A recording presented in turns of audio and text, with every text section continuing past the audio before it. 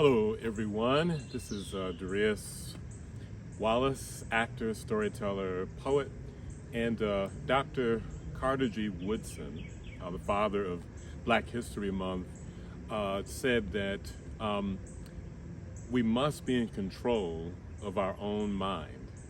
When you control a man's mind, quoting Dr. Carter G. Woodson, you don't have to tell him to go through the back door. As a matter of fact, when you control someone's mind, even if you don't tell them, they will go through that back door. And if there's no back door, they will cut one out, build one, and walk right through it. So, it's important that we have control over our own minds. I was, unfortunately, back when I was in college, I got involved with a cult. It was a Christian cult. Not to put anything down related to Christianity, but this particular organization was a cult.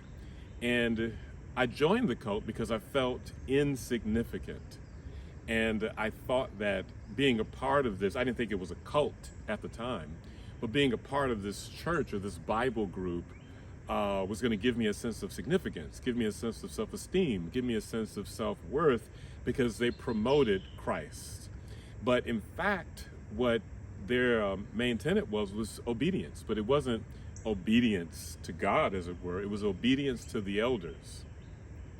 And in obeying the elders convinced this 17-year-old kid, I went to college early, that acting was not of God. And being impressionable, unfortunately, I take responsibility for that, I quit one of the most prestigious acting schools of that time, and I think even of this time, SUNY Purchase, because I thought that. And I ended up leaving school and eventually leaving New York. And when I came home to Flint, Michigan, I wondered and I wandered. I wondered and I wandered because I didn't know what to do with my life at that time. And even though I wasn't with the cult anymore, there was still some control over my mind. And it wasn't until it was miraculously broken that I began to feel the urge to act again. And fortunately, I did.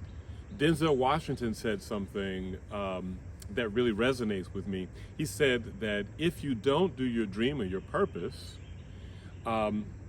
they will become ghosts that'll keep you up at night and will wake you up in the morning asking you why are they, the dreams, not being fulfilled in your life. And so, in a sense, this happened. And fortunately, I went on to fulfill my dreams, and now I'm acting again. But it doesn't have to be a cult. It could be a pimp, right? Pimps do the same thing. It doesn't have to be a pimp. It could be a spouse. It doesn't have to be a spouse. It could be friends. Anybody of influence can put you in a position where you're giving in to their thoughts being your thoughts. But whenever you do that, then they'll have control over your life, even when they're not around. And so there's this beautiful verse in the Bible where in Isaiah where it says, my thoughts are not your thoughts, nor are my ways your ways. For high as the heaven is above the earth, so are my thoughts higher than your thoughts, and my ways higher than your ways. Why is that important? Because within us, there's a higher power, but it's within us. And this higher power has these magnificent thoughts that when they get into our subconscious, it becomes manifest in our lives. And I believe that there's a harmony between this higher power, our own consciousness of ourselves, and our subconscious that work together to create our lives. So anyway, get control over your mind. Do it through inspirational material. Do it through whatever inspires you. But get control over your mind.